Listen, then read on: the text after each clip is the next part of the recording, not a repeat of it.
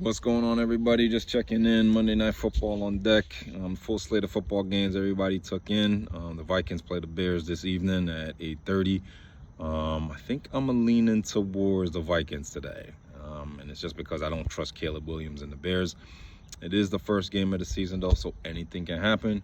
As we saw yesterday, there were some upsets, there were some close games, there were some ugly games.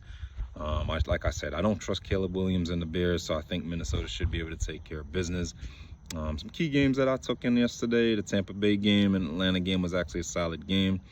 Bijan had a solid game, and Baker threw a clutch pass to end the game to win the game. That Jets-Steelers game was actually a solid game from what I watched, and the Steelers were able to come out with the W.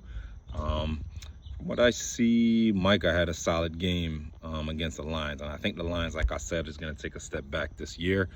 And the closing game, the Sunday night game, Baltimore versus the Bills, came down to the last possession, and the Ravens choked the game away from what I saw, man. The Ravens had the opportunity up 15, 14 points and should have just closed the game out, and they didn't. So we'll see. Like I said, it's first week of the NFL season.